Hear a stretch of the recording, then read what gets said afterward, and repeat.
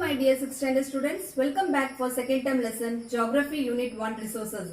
In this module, we are going to discuss about the different types of resources: natural resources, man-made resources, human resources, and conservation of resources for sustainable living. Let me move on to the video session. Geography, second term portion, Unit 1 Resources. Anything becomes a resource only when its use is discovered. The needs of human beings are ever changing. According to the ever-changing needs, resources keep changing. What is resource? Resource is anything that fulfills human needs. When anything is of some use, it becomes valuable. All resources have value. The value can be either commercial or non-commercial. Commercial resources have great economic value. Example, petroleum. The non-commercial resources are very abundant in availability. Example, air. Resources can be natural, man-made and human resources. Under natural resources, any resources that is available or provided by nature. Example, air, water and petroleum, minerals, etc. Under man-made resources, the resources made by human with the help of the natural resources. Example, machines, vehicles, roads. Under human resources, we people ourselves are the great resources or the assets for any country and the service. The teaching service of the teacher, nurse, lawyer, etc. or the human resources. Natural resources. All resources that have been directly provided by nature are called natural resources. The air, water, soil, minerals, natural vegetation and wildlife around us are all natural resources. The use of any natural resource depends on the place it is available, the form in which it is available, and the technology necessary to avail it.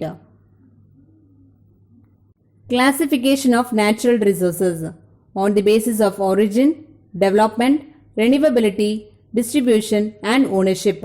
Let me go through under each heading. On the basis of origin, resources can be classified into biotic and abiotic resources. All living resources are biotic resources. Plants, animals and other microorganisms are biotic resources. Abiotic resources are non-living things. Land, water, air and minerals are abiotic resources. Based on the level of development, resources can be divided into actual and potential resources. Actual resources are resources that are being used and the quantity available is known. Example, coal at Neyveli. Potential resources are resources that are not being used in the present and its quantity and location are not known. The technology to extract such resources is also yet to be developed. Example, marine yeast found in the Bay of Bengal and Arabian Sea. On the basis of renewability, the other name for renewability is exhaustibility. Resources can be classified as renewable resources and non-renewable resources. Under renewable resources, resources once consumed can be renewed with the passage of time or called renewable resources. Example, air, water, sunlight. Misuse of such resources can also limit its available quantity, so they have to be used wisely.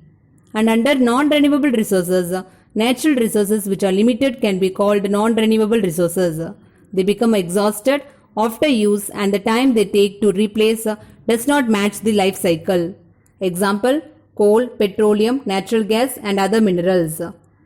On the basis of distribution, resources can be classified into localized resources and universal resources.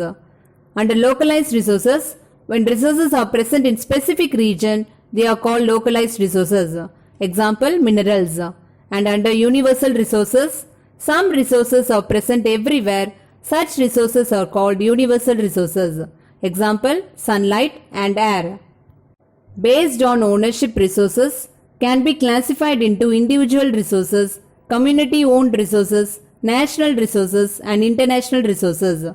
Under individual resources, resources privately owned by individuals. Example, apartments. Under community-owned resources, resources which can be utilized by all members of the community. Example, public parks.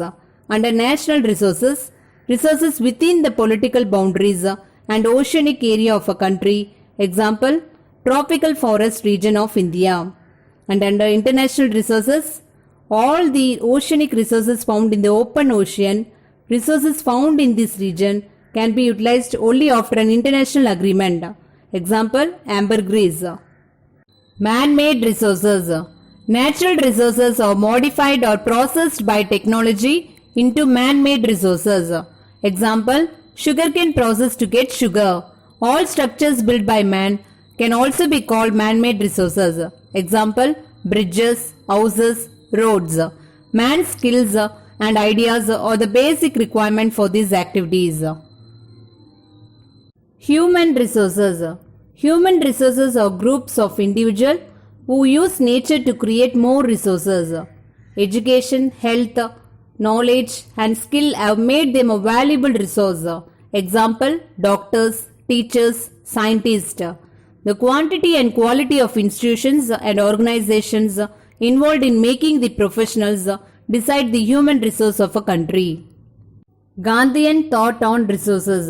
There is enough for everybody's need and not for anybody's greed. Mahatma Gandhi blamed human beings for depletion of resources because of over-exploitation of resources, unlimited needs of human beings. So conservation is very important. Resource planning or management. Resource planning is a technique or skill of proper utilization of resources. Resource planning is necessary because resources are limited. Their planning is quite necessary so that we can use them properly and at the same time we can save them for our future generation. Resources are not only limited but also they are unevenly distributed over the different parts of the world. It is essential for the production of resources to protect them from over-exploitation. Conservation of resources. Careful use of resources is called conservation of resources. Resources are being used at a very fast rate due to the rapid increase in population. So natural resources are depleting fast. Widely using resources can control the depleting ratios. Development is necessary without affecting the needs of the future generation. Sustainable development. If the present needs of resources are met and the conserving of resources for the future are balanced, we call it sustainable development. Sustainable development can take place when the reason of depletion are identified, wastage and excess consumption is prevented, reusable resources are recycled, pollution is prevented, environment is protected, natural vegetation and wildlife are preserved, alternative resources are used. The easiest way to conserve resources is to follow the 3 R's: reduce, reuse and the recycle. Look at the map, children. This is India outline map. Left hand side is Arabian Sea and in the right hand side is Bay of Bengal. You can remember like this: A for Arabian Sea and B for Bay of Bengal. And in the bottom is Indian Ocean. And 2 more regions they will ask you to mark, that is cold region and iron region. If cold region means you can mark Neyveli and if iron region means you can mark Salem. Dear student, I hope you have understood the lesson. Learn book back exercise and take care of yourself. Bye. Thank you.